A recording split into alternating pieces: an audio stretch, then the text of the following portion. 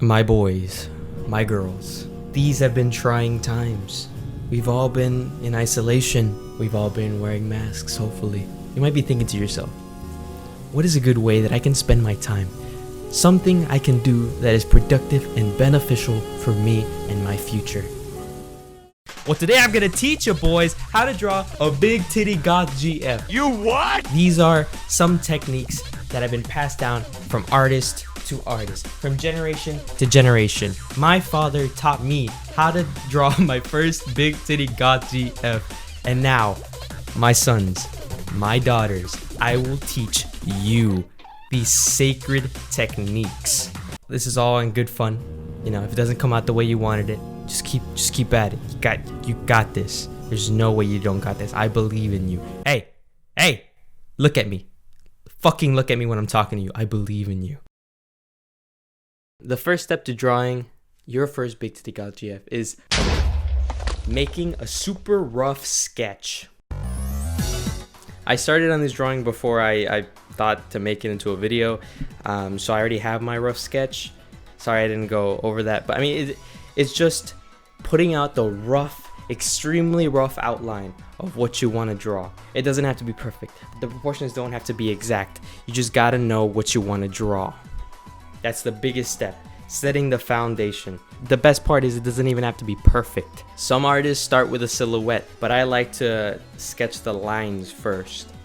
And it's just easier for me, and you don't have to do it the same way. You could try silhouettes, but that should look tough to me. So we're starting off with line art, and make sure to keep everything kind of separate so you can tweak things.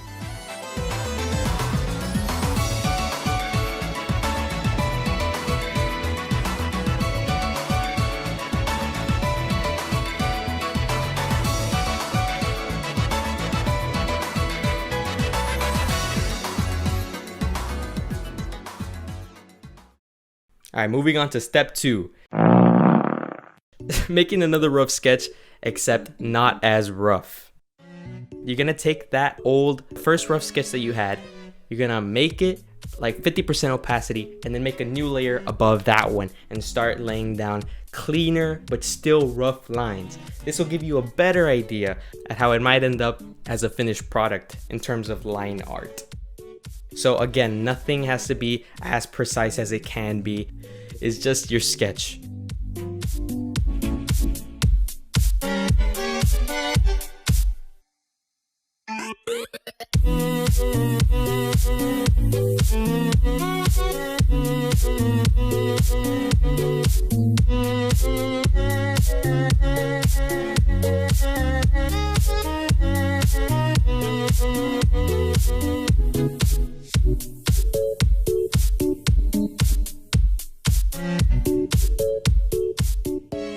This is when you can really start customizing and adding more personality to your character and physical traits. And that's some of the stuff you see me do here. Like I give her short stubby eyebrows, I give her a bun hairstyle, and I gave her heels and things like that.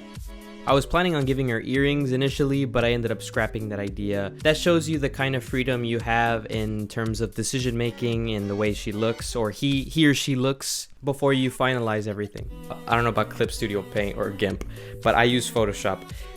And there's a lasso tool that you can use to select line art. I use that to grab her eye, as you see here, and tweak the positioning so that I like the way it looks. You could even transform things, as in you can warp them, you can change their shape, their length, their width. You can do so much in just the sketch layer, because there's no consequence to messing up or having things look off just yet.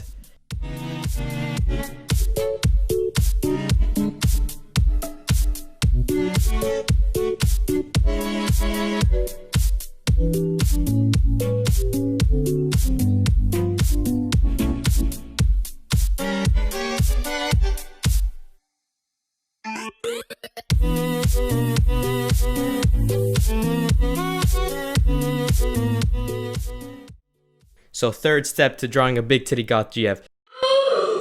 Drawing the final crisp lines. So here is where you want to be careful and actually pay attention to where you lay things out in order for them to look its best.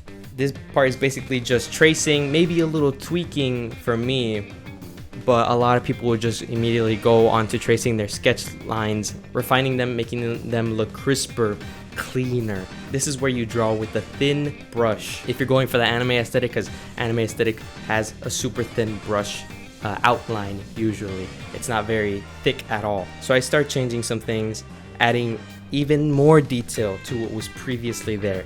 I draw the little hairs sticking out of the buns, I draw hairlines, I draw eyelashes in a more refined fashion. So this is like where once you finish this line art, like that's how it's gonna look. Obviously you can still tweak things. That's the luxury of drawing digitally. You can grab things, select them, move them, tweak them, see how things look. Things don't have to be exactly perfect. I may have new ideas, like here I try out some different hand positions because I wasn't sure if I liked the original. I ended up dropping that shit and going back to the original hand position that I had.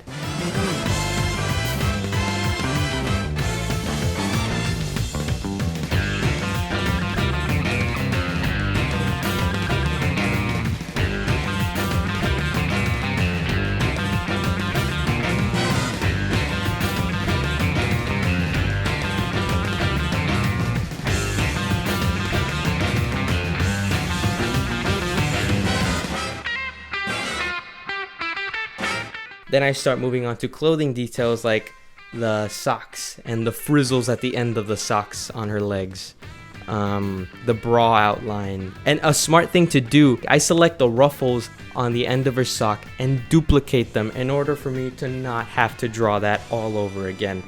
I like the way it came out the first time, so I decided to copy it for the second one. I also start realizing that her head position is pretty tucked in, like it doesn't look natural. She looks like Big Ed.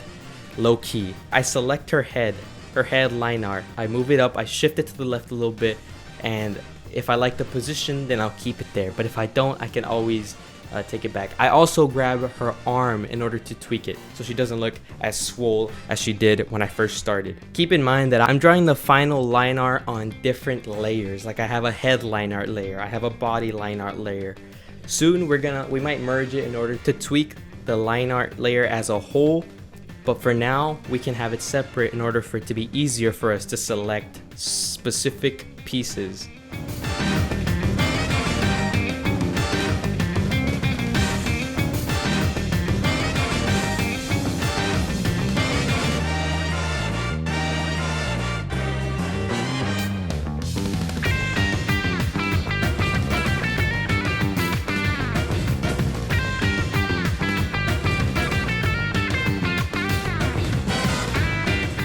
Keep in mind that even trying your best, sometimes your lines won't come out as smooth as you probably imagined it, but that's okay.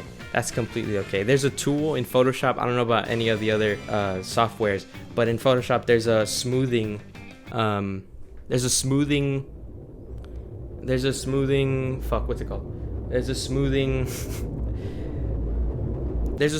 adjustment thing for your brush, so that kind of like makes your brush lag behind your stroke, your actual like movement. But I don't like that because it feels too imprecise.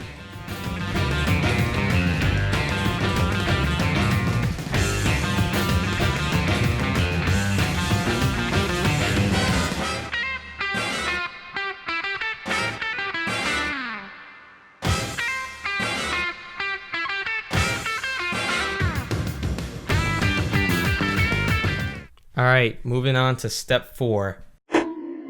Dropping them voluptuous colors, yo. I don't know if there's a faster way. There might be a faster way to color in shapes with a solid color in Photoshop, but I just did it manually. It takes longer than it should, but it's just like a coloring book, so you know, that's always soothing. I add flat colors to her skin, her clothes, her eyes, and later on her hair.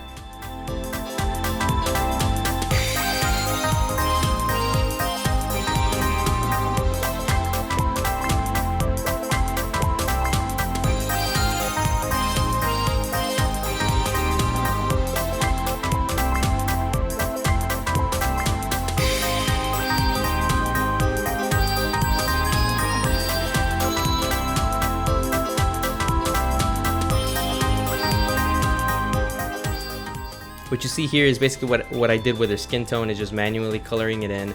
I don't know if there's a faster way, but it's my way. So no matter what anybody says, the way you work is never a wrong way. There's so many ways to do things in Photoshop that there is no right way to work. Like, there's always going to be someone who is more effective, more accurate, blah blah blah bling, blah blah blah. As long as you're having fun and enjoying drawing, that's all that matters to your boy.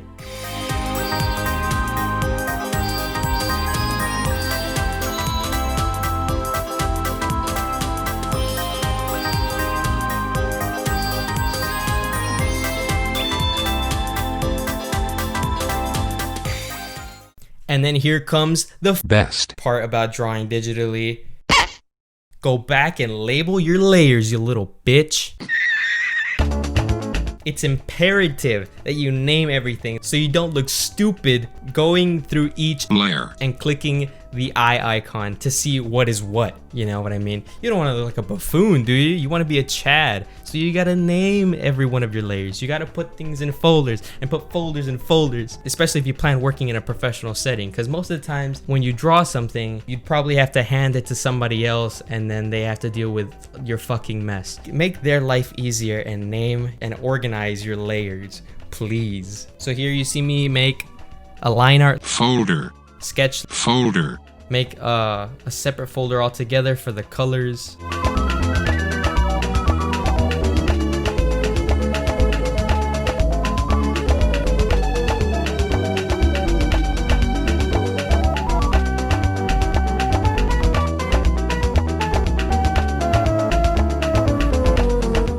Now for the final section, adding highlights, shadows, and shine. The way your coloring will end up looking depends on experimentation, trial and error, experience, and the kind of style you're going for. Obviously, if you're coloring in a realistic portrait, it's not gonna require the same techniques as you would use in coloring in an anime frame. Here, I went for an anime look, but a lot of anime-esque illustrations use realistic painting techniques in order to render the skin of the character. A lot of the details that I put on the hair, such as the shadows and gradients and highlights, are very stylized and sharp. But when it was time for me to color in the skin, I used a round brush with the opacity set to the pressure sensitivity, and I turned down the flow so that at the end of each stroke there's kind of a gradation from the color I was using to the color beneath it. I used it to slowly but surely render in the shadows and the form on the character's body and on her skin first. This part is not easy, especially if you're not used to painting like me, because I'm primarily an illustrator and I have less experience in painting in the traditional form and in digital form. So it took me many tries, probably like 3 or 4 tries, to get the skin tones and shadows just right.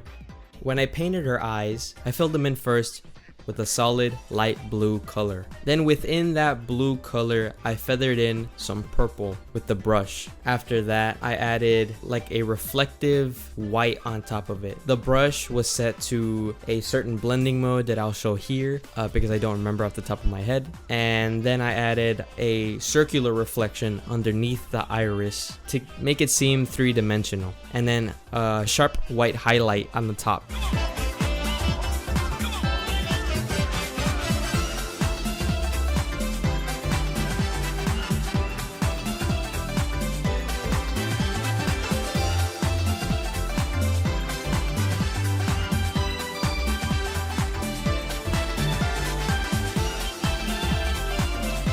This part is the most free-form part of the entire piece, which means that I can't really teach you how to color. It all depends on your experimentation and your willingness to start over and tweak things to the point where you find them visually pleasing. If you're trying to emulate a certain look from one of your favorite artists, chances are they probably have a tutorial on how to do it, or if you ask them nicely, they'll probably make a little tutorial on how to achieve a certain effect. And I wouldn't consider borrowing a certain technique stealing at all. It's the combination of several techniques that makes up your work in the first place. So learning a new technique and applying it to your art can only enhance it and doesn't invalidate your whole piece as an original artwork. That's personally what I believe.